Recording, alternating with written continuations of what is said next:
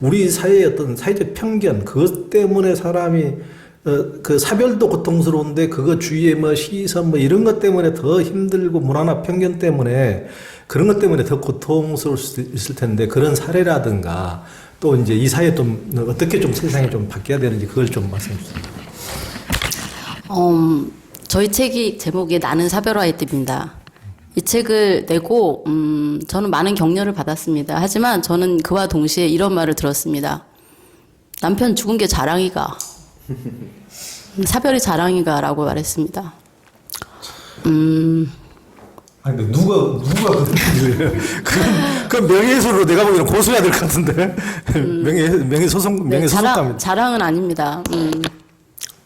하지만 부끄러운 것도 아닙니다. 그렇지만 저는 개인적으로 어떤 경험이 있었냐면 남편이 죽고 얼마 안 돼서 저는 거짓말을 했습니다. 남편이 외국에 오랫동안 출장 나갔다라고 거짓말을 했습니다. 그 거짓말을 한 날 저는 집에 와서 정말 많이 울었습니다. 내가 왜 거짓말을 하지? 내 남편이 죽었다고 왜 말하지 못하지라고 거짓말을 했습니다. 저는 저희 엄마가 41살의 가부가 되고 저희 엄마가 겪은 일을 봤습니다. 그래서 저도 그런 상황에 놓였기 때문에 사회가 저를 무시할 것 같았습니다. 그래서 두려웠습니다. 그래서 남편이 있는 것처럼 거짓말을 했고 그날 정말 많은 후회를 했습니다. 나는 거짓말 위에 내 삶을 다시 리셋하고 싶지는 않아라고 생각했습니다. 그래서 나에게 다음에 이런 상황이 벌어진다면 나는 거짓말을 하지 않을 거야 라고 다짐했습니다. 그리고 얼마 후에 다시 그런 상황이 제게 벌어졌어요.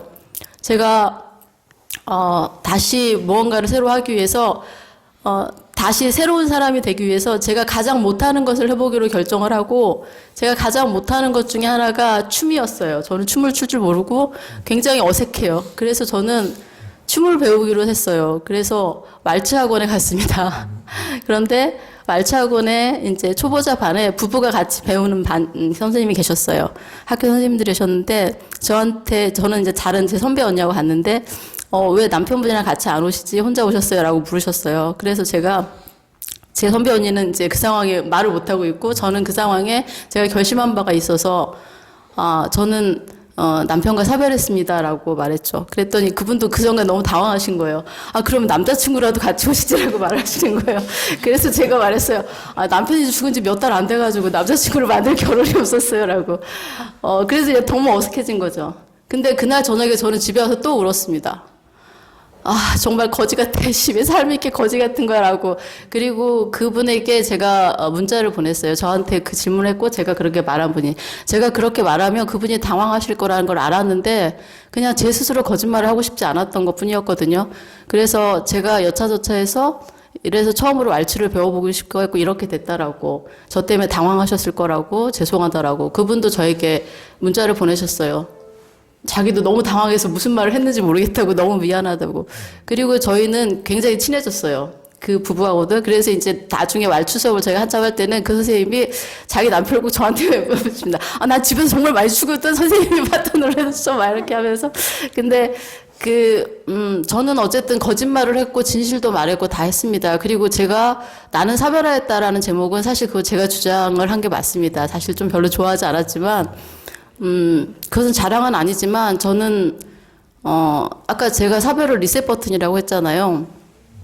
리셋을 할 때 저는 거짓말 위에 다시 제 삶을 만들고 싶진 않습니다. 제가 사실 위에 그리고 저를 그대로 인정하는 것 위에 제 삶을 만들고 싶거든요. 그러면 나는 사별하였다가 제 삶의 다시 시작입니다. 그것을 인정하는 것, 그것을 말하는 것. 자랑이어서 말하고 있는 것은 아니고요. 제 남편이 죽고 제가 글을 이렇게 써서 책을 냈다는 걸 자랑하고 싶어서 말하거나 사회적 이슈가 되고 위해서 그 제목을 제가 말한 것은 아닙니다.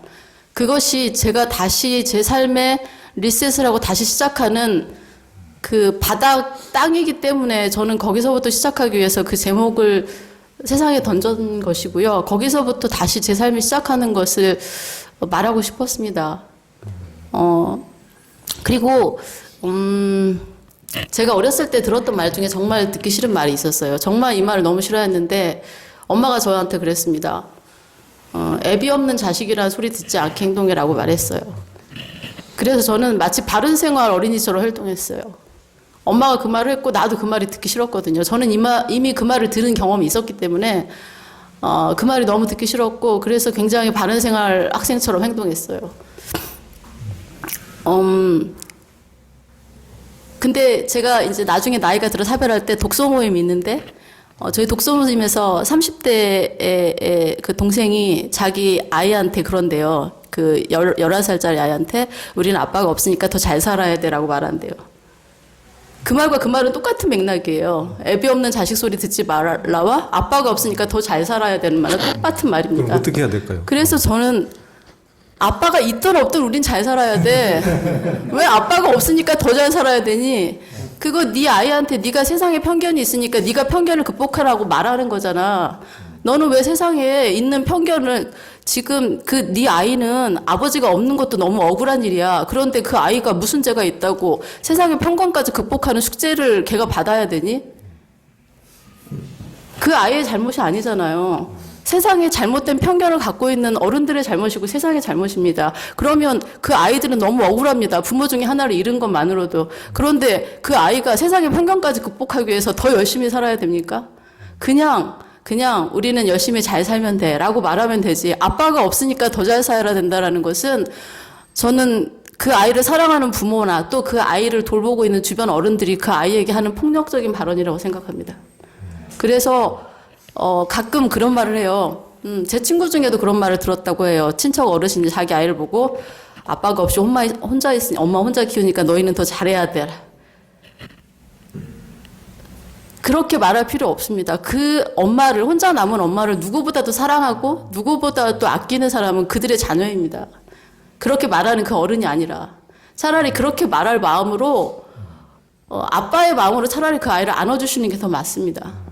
맞습니다. 네, 그래요. 그러니까 애비 없는 자식 소리 안 들으려면 저도 중학교 때 아버지가 돌아가셨기 때문에 그런 게 굉장히 그 트라우마로 그렇게 보일까봐 저것은 원래 버릇이 싸가지가 없는데 원래 애비가 없어서 그렇구나. 하여튼 이제 그런 소리를 안 들을까봐 이제 좀 그런 게 뭐 자격지심이라면 자격지심 이런 게 있었던 것 같은데 하여튼 그리고 이제 이제 사별했을 경우 뭐 자기 혼자 자식을 이제 감내하고 더군다나 그 민경 선생님 또 김민경 선생님 같은 경우는 이제 아들만 또 둘이고 그러니까 또 이제 뭐 이제 엄마의 부재에 또 저기는 아들만 있을 경우에는 사춘기 애들을 뭐 이제 뭐 지들끼리만 이제 또 나타나는 사춘기 성징이 있고 할 텐데 또 같은 남자가 아닌 또 성별이 다른 성별로서 이렇게 돌보는데 상당히 이제 어려움, 뭐 반대 경우도 물론 마찬가지겠죠. 남자가 이제 그런 경우를 당한다면은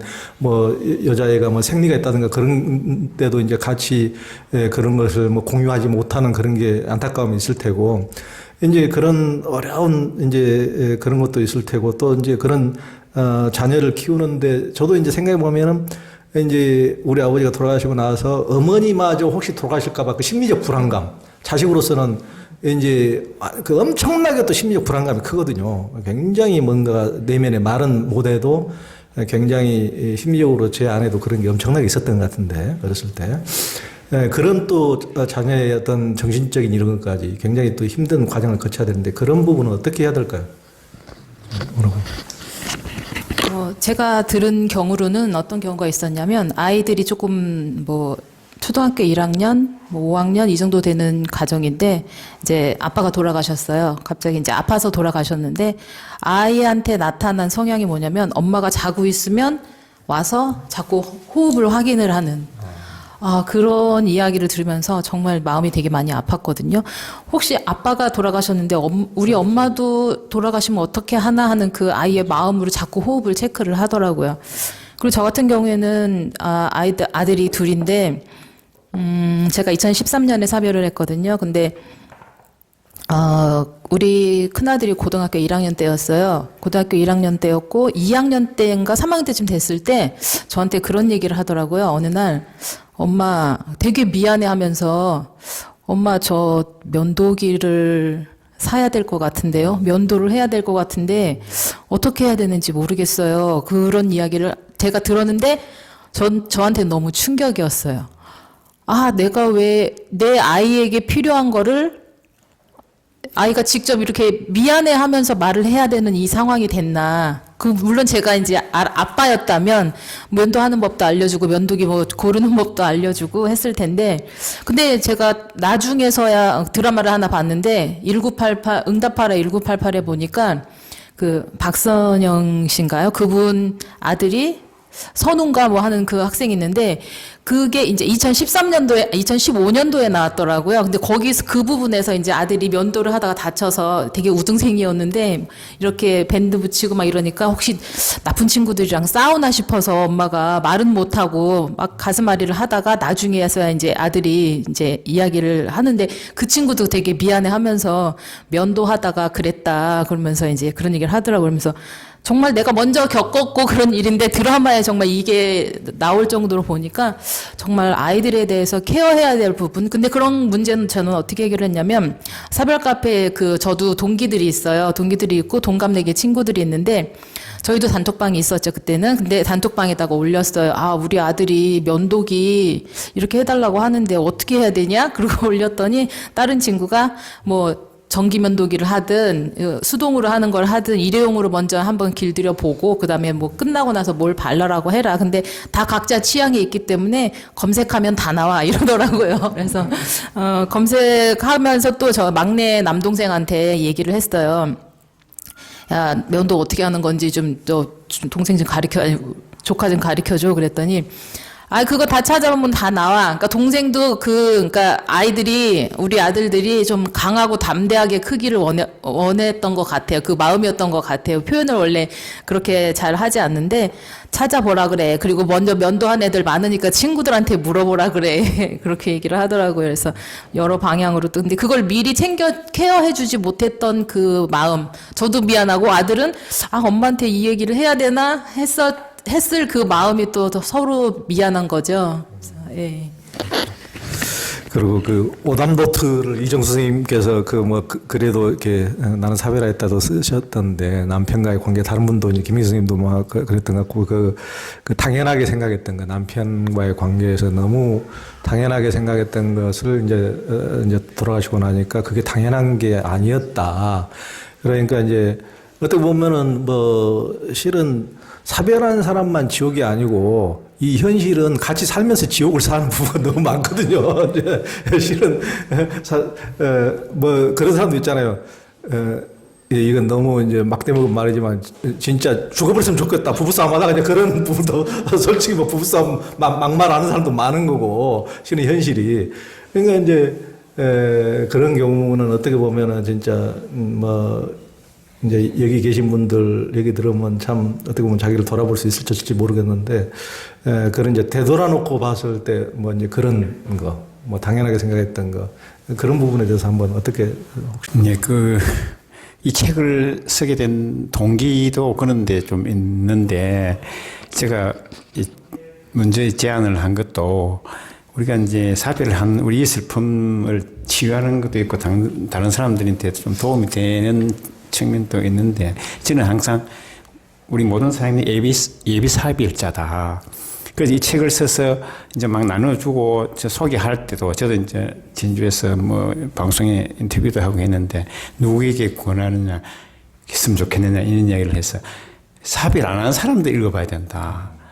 사별한 사람도 이미 이제 이거 가지고 도움을 받을 수 있겠지만, 한 3년 차 정도 되는 사람이 처음에는 좀 많이 또 오래된 사람들은 이거 다시 안 읽으려고 안 한다.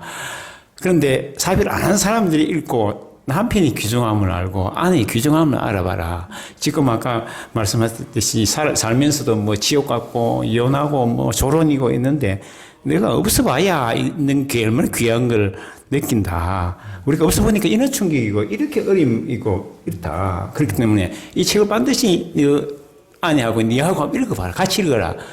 그렇게 하면 다음에 이제 이 아내 부부가 얼마나 고귀하고 소중하고 그런 걸 알게 하기 위해서 이제 이 가치가 있다, 의미가 있다, 이런 이야기를 했었어요. 정말 저도 읽으면서 그런 생각이 들었어요. 정말 지금 실제 자기 부부 삶에 고통이 있으신 분들이 이 책을 읽어보면 정말 도움이 되겠다는 그런 생각을 했어요. 혹시 또 다른 분도 혹시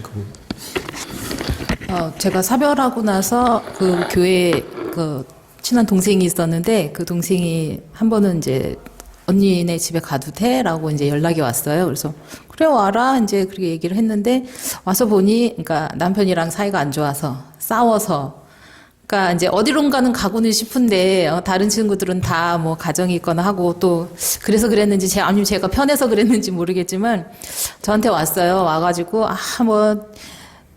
그러니까 제 상황을 먼저 이제 생각을 하진 않았겠죠. 자기가 지금 남편이랑 싸워서 막 이렇게 업돼 있는 상태에서 왔으니 남편 흉을 막 보고 같이 막 그래서 시간을 보낸 다음에 제가 이제 돌아다니면서 남편이 지금 없으니 나는 이게 정말 힘든 일이라는 걸 지금 알았다.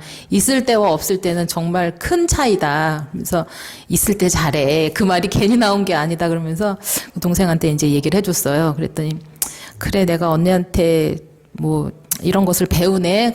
그러더니 이제 결국에는 뭐 남편한테 전화해가지고 나 뭐 사가야 되는데 뭐 일로 입금해 막 이러면서 이제 정말 아무 일 아닌 것처럼 이제 그렇게 돌아가는 일이 되더라고요. 그러면서 지금 생각해보니까 저희 어머님이 저희 나는 사별하였다 책을 읽으시고 나서 하신 말씀이 뭐였냐면 정말 3일 동안은 마음이 너무 아파서 힘들었는데 지금 이 책은 사별자들만을 위한 책이 아니라 지금 힘든 시기를 보내고 있는 사람들에게 추천해 줄 만한 책이다라고 생각을 하시고 실제로 주변에 계신 분이 정말 힘든 시기를 지내고 있는 분께 그 책을 이제 선물해 드렸다고 하시더라고요. 그래서 그분이 읽어보시면서 많은 위로와 힘을 얻었다. 정말 내가 지금 지내고 있는 이 힘든 시기는 힘든 시기가 아니라는 생각을 하시게 되셨대요. 그래서 사별자들만을 위한 책이 아니라 그 주변에 있는 누구나 다 어떤 상황에 있는 사람이든지 보면은 힘을 얻을 수 있는 그런 책이다라고 이제 말씀을 해 주시더라고요. 그러니까 누구든지 그럴 텐데 그렇게 돌아가실 줄 알았으면은 싸울 일도 없을 텐데 그 사소한 거 가지고 진짜 그거 가지고 뭐 네가 잘했니 뭐하니 아실 것 같은데 오답 노트에 이제 이정 선생님도 하여튼 그랬을 것 같은데 그 오답 노트를 제가 썼네요. 저는 그게 좋은 아내는 아니었어요. 객관적으로 볼 때 좋은 아내는 아니었어요. 남편의 마음을 아프게 하는 말들을 거침없이 했었던 것 같아요. 그런데 가장 여러 가지를 느끼지만 사소하게는 제가 건강검진을 하러 갔는데 내시경을 찍을 때 보호자의 이름을 쓸 사람이 없더라고요. 그래서 그 사람이 아무것도 해주지 않아도 존재하는 것만으로도 내게 의미가 있는 경우가 있다는 것을 깨달았죠. 그가 존재할 때는 그의 이름을 쓰는데 아무 주저함이 없었어요. 그런데 그가 나에게 아무것도 해줄 수 없을지라도 존재하지 않는 것으로 나는 아무것도 할 수 없다라는 것이 느꼈고요. 존재만으로도 의미가 있는 그런 관계들이 있더라고요. 그래서 너무나 당연하게 알았던 것들, 그런 것들이 당연하지 않다라는 것들을 글을 놓치고 새삼스럽게도 느꼈고, 그 다음에 제가 오답노트에 또 다른 오답노트가 있다면 그 책에 있는 오답노트는 당연함에 대한 묵상이었고요.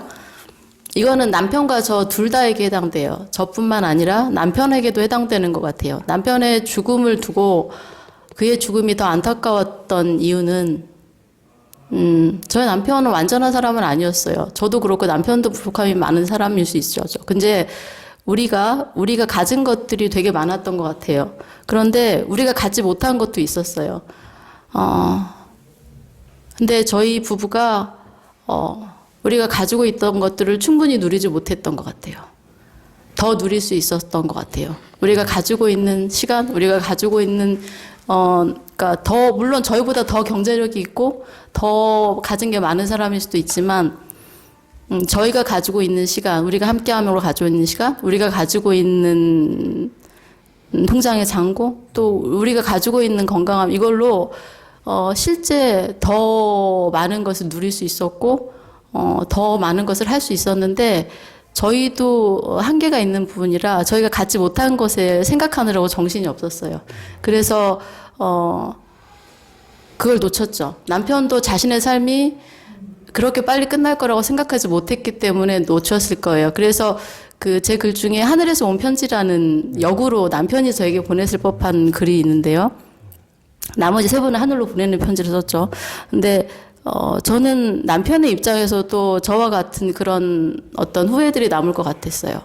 그가 남기고 간 그의 노트, 그의 메모, 그의 삶의 흔적을 제가 살아있을 동안 한 번도 본 적 없는 그의 흔적을 보면서 이 고민은 그가 정말 할 필요가 없었던 고민인데 왜 그 사람은 이 고민 때문에 그렇게 마음이 아팠을까? 그의 일기장을 보면서 그런 생각이 들었거든요. 정말 쓸데없는 고민으로 이 사람은 이 많은 시간을 고민했던 거야. 그리고 그 고민 때문에 나에게 그런 비밀들이 있었던 거야 라고 생각하는 황당한 그런 일들. 그래서 저는 사람들한테 말하고 싶어요. 저한테도 말하고 싶어요. 내가 가지고 있는 것을 누리자. 그것이 제가 누리는 삶이라고 생각하고 어차피 모든 걸 다 가질 수는 없는 거잖아요. 근데 우리가 가지고 있는 것을 누리는 것만으로도 저희 삶은 때로는 충분한 것 같아요. 더 있지 않아도. 그게 사별하고 제가 적은 또 다른 오답 노트 중에 하나인 것 같아요. 이게 뭐 진짜 완전히 뭐 대단한 성자의 말씀보다 더 귀한 말씀입니다. 아니 정말 너무 이렇게 빨리 생이 끝날 줄 알았다면은 그 사소한 쓸데없는데 그렇게 에너지를 낭비할 일이 없죠. 인간들이 이렇게 그렇게 끝나버릴 줄 알았다면 무엇 때문에 그런 쓸데없는데 그렇게 지지고 볶고 목숨 걸고 뭐 사소한데 뭐 그렇게 싸울 일도 없고 별로 없고 그리고 우리 여기 누구도 완벽한 인간은 아무것도 없는 것 같아요. 당연히 완벽하지 않지만은 완벽하지 않음에도 불구하고 충분히 더 누리고 더 행복할 수는 있었는데 그렇게 못한 게 어떻게 보면 더 안타까운 거 아닙니까? 우리가 뭐 완벽하지 못하더라도 그 범위 내에서 얼마든지 그래도 더 누릴 수도 있고 다 할 수 있는데 그런 점이 참 어떻게 보면은 완벽하지 못해서 문제가 아니고 그렇게 하지 못해서 문제 같아요. 완벽하지 못함에도 그렇게 할 수 있는 건데. 그래서 제가 한 말씀 드리면 이 사별하고 난 뒤에 인생관이 완전히 바뀌는 것 같아요. 이게 뭐냐면 이게 아까 말씀드린 아끼고 뭐 이게 아무 의미 없는 것 같아요. 우리 집사람도 아끼고 뭐 다음에 할 것 같고 뭐 내년에 뭐 할 거 그 아무 의미 없고 저는 요즘 화두로 되어 있는 now and here 뭐 지금 여기 그게 엄청나게 중요하다. 최선을 다하고 즐기고 돈 그 잔고에 애들 줄 필요 없다. 이제 살 때 열심히 살고 열심히 행복하고 자기 하고 싶은 대로 사는 것이 최고의 삶이다. 내일 기약 우리가 내일 기억했을 거예요. 내일 죽을 줄 어떻게 알고 내일은 모르는데 아프다 그러면 끝이야. 솔직히 누구든지 병원 가니까 아프다. 우리 주위에 저 나이 비슷한 사람들이 병원 가서 죄송합니다. 바로 가는 거예요. 그걸. 그러니까 그게 너무나 억울하고 너무 슬픈 거예요. 그래서 돈도 잔고에 놔놓은 걸 그렇게 뭐 나중에는 필요 없고 쓸 수 있는 거 쓰고 뭐 재산도 저는 애들이 뭐 이제 다 크고 뭐 이래 하지만 남겨줘 쓰다가 남으면 자기들 가지고 가는 거고 뭐 그걸 애기 가지고 친구들한테 뭐 달달달 떨고 뭐 인식하게 이렇게 살 필요는 없을 것 같아요. 제가 제주도 한 달 살이 같은 이런 여러 가지 하고 있는 것도 근데 하고 싶은 대로 하면서 살아야 되겠다. 그런 철학이 바뀌는 거야. 예. 사이가 되게 좋았거든요. 그래서 제가 사별 전에는 제 주위에 저보다 부부 사이가 좋은 커플을 거의 보지를 못했어요. 근데 사별 카페에 들어가 보니까 왜 이렇게 많은지 깜짝 놀랐는데 근데 또 그것도 자세히 들여다보니까 그렇게 부부 사이가 좋진 않았는데 그냥 티격태격하면서 살았는데 막상 한 사람이 죽고 나니까 그 사람에 대한 뭐 아쉬움 또 그 사람에 대한 또 뭐랄까 그리움 이런 것 때문에 그 사람이 되게 좀 미화되는 그런 느낌이 들더라고요. 근데 제가 주위에 이제 제 친구들하고 이야기해 보면 대부분은 배우자를 별로 안 좋아하는 사람이 많았어요. 근데 그 이유를 듣고 있으면 저는 이해가 안 되더라고요. 뭐 예를 들어서 뭐 치약을 어디서부터 짜느냐에 따라서 또 싸운다는데 양말을 뭐 거꾸로 벗어나서 그거 가지고도 싸우는데 저는 그런 거 가지고 왜 싸우는지 잘 모르겠거든요. 정말 사소한 일이고 아무렇게 하면 어떠냐 그냥 그 사람이 원하는 대로 그냥 하면 되지 저희 부부가 사이가 좋았던 이유는 그냥 너는 그냥 너 하고 싶은 대로 살아라. 그렇다고 뭐 우리가 성격이 특이하거나 뭐 너무 이기적이라서 그런 사람들은 아니니까 최대한 그냥 본인들이 하고 싶은 대로 하면서 살아도 아무 문제 없이 잘 살았거든요. 근데 왜 이렇게 사소한 일로 트집을 잡고 뭐 상대방을 공격하고 그러는지 참 답답하더라고요. 근데 지금 또 사별을 겪고 나니까 당장 정말 내일 일이 어떻게 될지를 모르는데 그런 사소한 일로 상대방한테 상처를 주고 하는 그런 삶이 도대체 본인한테 무슨 유익이 있나. 당장 내일, 한 달 뒤, 1년 뒤 그 사람이 날 떠날지도 모르는데 그런 거 생각한다면 부부관계가 되게 좋아지지 않을까 그런 생각합니다. 그리고 사별의 고통도 너무나 큰데 이제 돌아가시고 나면 아까 이제 잠시 얘기가 나오긴 했지만 뭐 재산 상속이라든가 분할 문제라든가 이런 것 때문에 훨씬 더 힘들어지는 경우도 있는데 본인이나 주변의 사례나 또 어떻게 해야 마음가짐이나 깔끔하게 덜 상처받고 이런 매듭을 잘 지을 수가 있는 건지 좀 그 부분. 제가 먼저 말씀드리겠습니다. 왜냐하면 이 세 분들은 처가와 시댁과 사이가 좋은 것 같아요. 근데 저는 지금 관계가 완전히 끊어졌기 때문에 아무 연락도 안 하고 물론 사이가 좋지 않다고 봐야 되겠죠. 그 문제는 역시 돈 문제 때문인데 집이 제일 문제였어요. 다른 거는 그냥 이제 뭐 법적으로 이렇게 다 해결을 해서 나눠 가지면 되는데 저는 자녀가 없기 때문에 제 처가 쪽에 이제 장모님과 재산을 이제 분할해야 되는 상황이었거든요. 자식이 없으면 이제 그렇게 됩니다. 그런데 다른 거는 뭐 아무 상관이 없는데 집에 대해서는 제가 좀 애착이 가더라고요. 왜냐하면 우리 와이프하고 나하고 둘이 열심히 모아서 만든 집이고 사실은 그 집을 이제 살 때 저희 부모님께서 좀 도와주셨고 처가댁의 도움은 전혀 받질 않았기 때문에 저는 그 집에 대한 좀 애착이 있었어요. 그래서 이 집은 그냥 제가 가졌으면 좋겠다라고 말씀을 드렸는데 그 반응이 없으세요. 어떻게 하면 좋겠다 반응이 없으셨고 그 집이 또 마침 사별하고 얼마 후에 매매가 돼야 되는 상황이었기 때문에 그때 제가 뭐 공기 좋은 곳에 이사 가자 해서 집을 내놨었거든요. 그래서 팔리는 와중에 이제 와이프가 저 세상으로 떠나서 그래서 갑자기 공동소유가 와이프와 저에서 저하고 이제 장모님으로 공동소유가 바뀌게 된 거죠. 그래서 이제 매매를 하는 날 장모님도 오셔야 되는데 저는 당연히 저한테 그냥 다 위임을 해주실 걸로 생각을 했는데 전혀 안 그렇더라고요. 저는 이렇게 돈 문제가 생길지는 전혀 상상도 못했는데 갑자기 이제 법무사를 끼고 오셨어요. 그래서 법무사를 통해서 이러하니까 얼마를 내놔야 된다. 근데 그게 뭐 법적으로 이렇게 딱 정확하게 계산하기가 조금 힘든 상황이에요. 저희는 이제 처가 쪽에 도움은 안 받고 이제 저희 부모님이 많이 도움을 주신 편이고 저희 둘이 이제 많이 벌어서 이렇게 했으니까. 근데 그 법무사가 저를 너무 다그치는 거예요. 저를 너무 공격하면서 마치 제가 뭐 와이프한테 몹쓸 짓을 한 사람처럼 그래서 마음에 너무 상처가 됐죠. 그게 너무 마음에 상처가 돼서 그 일을 계기로 이제 뭐 거기서 원하는 대로 다 떼주고 이제 관계는 이제 끊어진 거죠.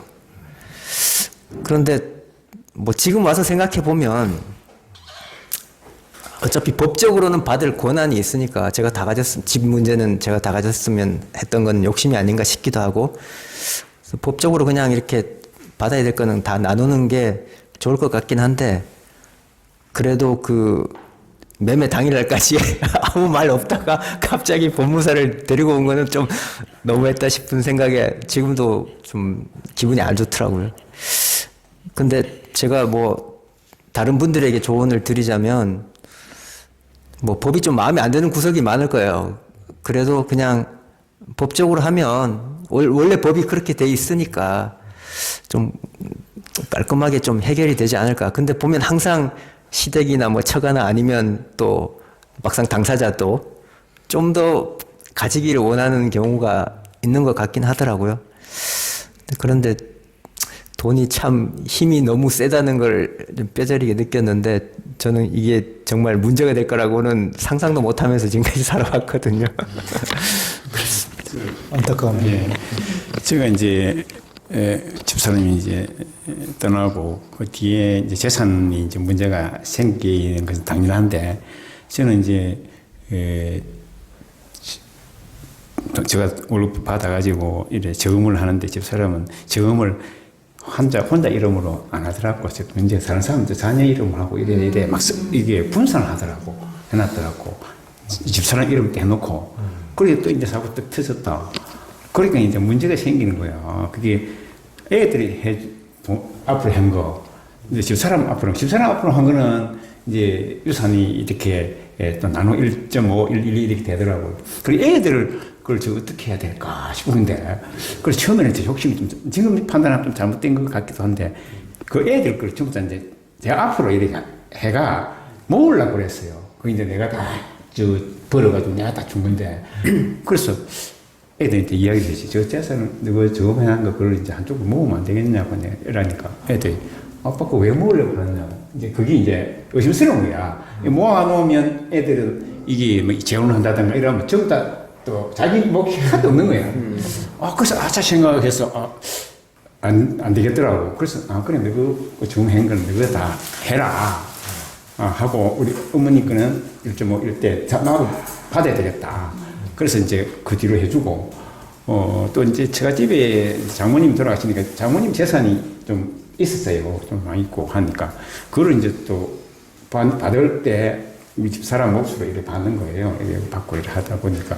그래 이제 애들 앞으로 된 거는 애들이 다 주고 또 저 앞으로 또 부동산이 좀 있었기 때문에 저 앞으로 온 거는 또 몇 개는 애들한테 바로 넘겨주고 내 앞으로 안 하고 근데 그런 형태로 됐는데 하나 문제가 뭐냐면 이제 지금 이런 방송에 나오면 될지 안 될지 모르지만 작은 애하고 지금 우리 자기 외갓집하고 관계가 좀 안 좋아요. 안 좋은 이유가 이제 재산을 쭉 나누다가 현금이 있었는데 할머니, 외할머니 현금이 외할머니 현금이 있으면 그럼 현금도 전부 다 유산 되잖아요. 딱딱딱 나눠야 되는데 그 이제 자기 이모들이 그래서 또 살아있을 때 우리 집사람 살아있을 때 이제 맞이라 해서 집 살 때 도와주고 맞이라서 엄청나게 우리한테 많이 도와줬어요. 사실은 그것도 인정을 하고 그래서 이제 그 우리 처제들이 우리 저 언니 살아있을 때 우리 엄마가 저 큰 언니한테 다 해줬잖아. 그러면서 이제 자기 어머니 제가 외할머니가 갖고 돌아가실 때 외할머니가 갖고 있는 재산을 저 현금을 이제 그것도 나눠야 되는데 자기들끼리 이거는 우리가 좀 나눠도 안 되겠나 이렇게 된 거예요. 그러니까 우리 막내는 큰애는 좀 큰아라서 좀 그럴 수도 있겠다 생각하고 수용을 하는데 막내는 아주 이래 그것도 다르더라고. 우리는 몰랐지. 근데 그 무슨 서류를 떼줄라 하더라고. 떼줘야 되잖아요. 떼줬는데 그걸 모르게 자기들끼리만 이래 나눈 거예요. 그게 얼마 안 되는데 사실은 이제 그런데 우리 이 막내는 그게 막 뺑 돌아가 버린 거예요. 이 우리 엄마 없다고 자기들끼리 우리 속이고 그렇게 나눌 수 있느냐고 인간적으로. 그 지금 생각하면 우리 막내는 뭐 약국을 하면서도 그 돈 같으면 한 달만 하여도 다 버는 건데 돈이 중요하지 않다. 왜 우리를 속이고 수료를 해달라 해가지고 그거 가지고 자기들 몰래 나눴느냐.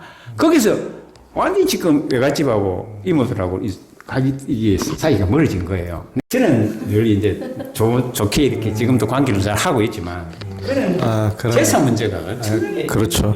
근데 법적으로 그러면은 그 장녀인 그 이제 장모님의 큰딸이 돌아가셨어도 그 큰딸 자녀분들에게 상속권이 있나요? 네, 다 있나요? 네. 있어요.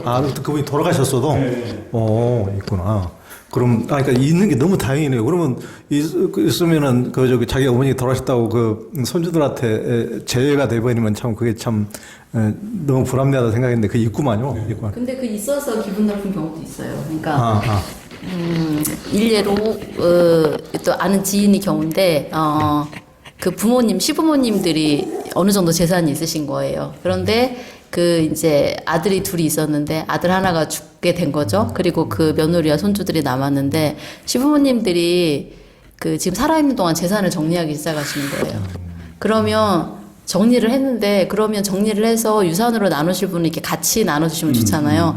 근데 살아있는 아들한테 그리고 며느리하고 어린 손주들 아직 뭐 대여섯 살도 안 되는 손주들한테 오는 유산은 없으신 거예요. 근데 이걸 몰랐으면 모르는데 아신 거죠. 이쪽은 더 열악하고 더 가난한데 그런데 그렇게 생각하시더라고요. 아직 이 젊으니까 얘가 재산을 줬다간 언제라도 재혼할 수 있을 것이다.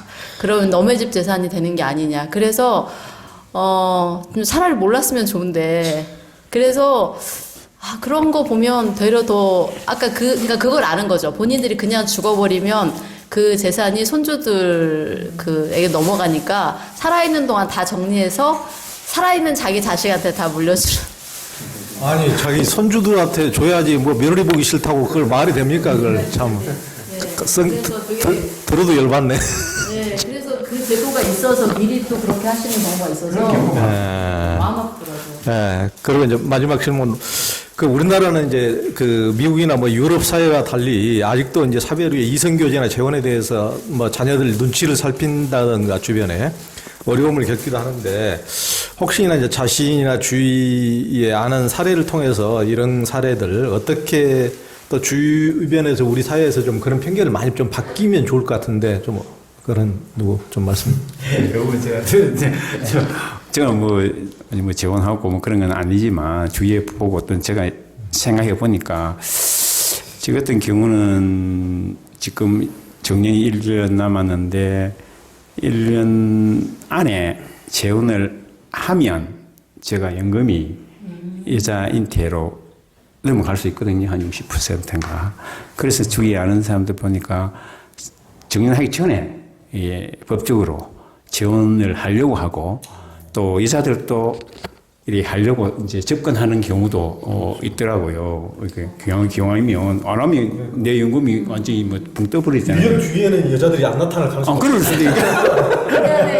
아니 그런데 가만히 재혼 문제를 생각해 보니까 제일 처음 문제가 이제 재산, 두 번째 자녀예요. 이게 이 두 부분 좀 뒤에는 사랑이 있어야 되겠지만 이 나이에 늙어서 누가 자기가 재산이 있고 뚱뚱하게 잘 살 수 있는 사람이 누가 내 뒷바라지 하를 입고 이 늙은 사람한테 오겠느냐.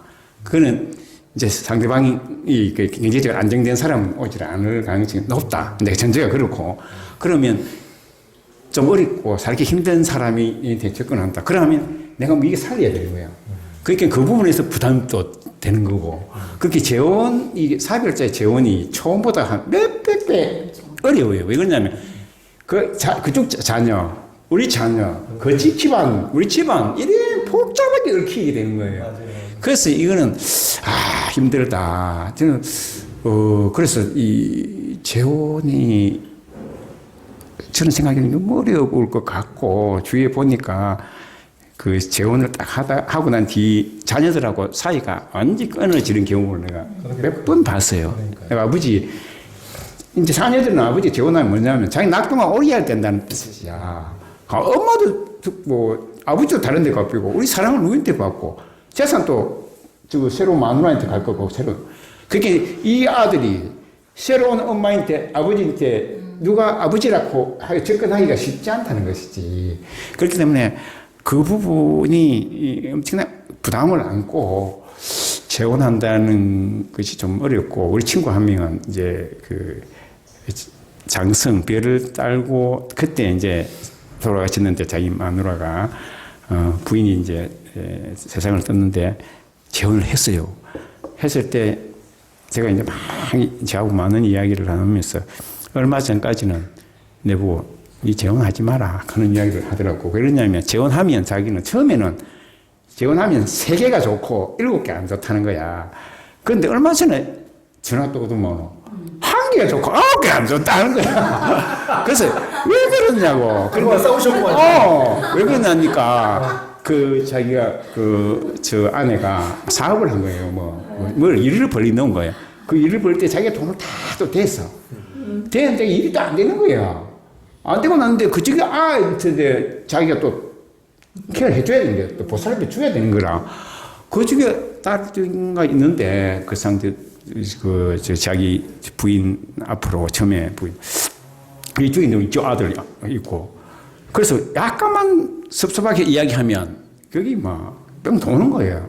자기 아이한테도 이렇게 하는데 상대방이 아이한테 조금만 서운하게 이야기하면 거기 엄청나게 크게 와서 그 집안이 수습하기 어려운다 하더라고, 그게 감정적으로. 그러고 또 재혼해가지고 성공한 케이스인데 그런데 또 불구하고 어려운 게 저 부인은 싱글인데 혼자 있다가 결혼을 했는데 여자가 우리 내 아는 사람은 이제 교장까지 하고 둘이 있고 있는데 그럼 자기가 혼자 있다가 결혼했기 때문에 자녀가 없잖아요. 자기 자녀 없는데 그럼 이제 이 교장 선생님은 자기 자녀한테 뭘 해주려고 하면 했어. 왜 해주느냐고 그만해달라고 그게 하는 거예요. 그래서 이 재혼이라는 게 참 어렵다. 그렇게 신중해야 된다 이런 생각이. 그러니까 현대사회는 이제 자본주의 사회 돈이 다 얽히면은 모든 관계가 참 힘들어지고 그런데 하여튼 그래서 그런 걸 참 현명한 지혜가 정말 필요할 것 같습니다. 근데 하여튼 그 자식들이 그 자기 재산 뺏길까봐 부모님의 어떤 뭐 자식들은 제가 보기에는 뭐 어느 정도 좀 떼주면 저는 된다고 보고 뭐 그것 때문에 뭐 자식들이 뭐 100세 시대에 지들이 뭐 같이 살아줄 것도 아니고 지들은 지들 좋아서 뭐 남자 여자 만나서 다 살라면서 뭐 이리라 저리라 하는 게 저는 솔직히 안 하고 뭐 말 안 된다고 보거든요. 뭘 지들이 뭘 책임질 거가? 지들이 뭐 책임? 그냥 저는 그런 건 말이 안 된다고 봅니다. 솔직한 얘기로 뭘 그렇게 자녀들 때문에 뭘 또 뭐 다른 혹시 뭐. 일단 저희 집 자녀들은 저의 연애를 응원합니다. 제가 능력이 안 돼서 못할 뿐입니다. 저희 군대 간 아들은 엄마 공유를 바라보면 평생 혼자 산다. 사람을 인물로 보지 말고 마음을 바라 뭐 이럽니다.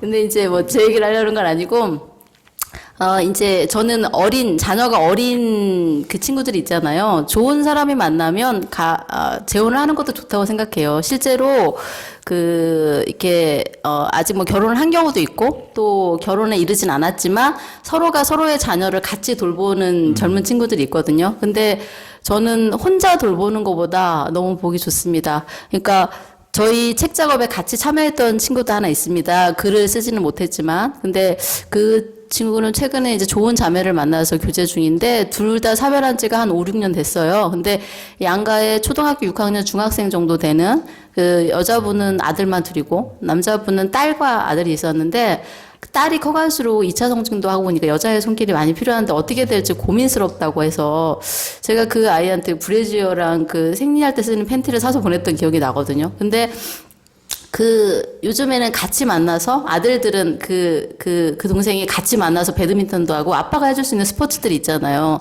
그래서 그 자매의 아들 둘과 본인의 아들 하나, 이렇게 4명이서 같이 스포츠를 하는 거죠. 그리고 또 이 동생이 딸아이는 그 자매를 굉장히 좋아해요. 그래서 언니 너무 잘 따르고, 그래서, 저는 그런 거 보면 꼭 결혼의 단계는 이르지 않았지만, 아이들이 한창 커갈 때 두 사람의 가정이 서로가 서로를 인정함으로 같이 아이들을 돌보고 양육하는 그게 저는 굉장히 보기 좋고요. 그 커플뿐만 아니라 제가 다른 커플도 아는데 거기도 자녀들이 둘 다 어립니다. 이제 초등학교 저학년이거든요.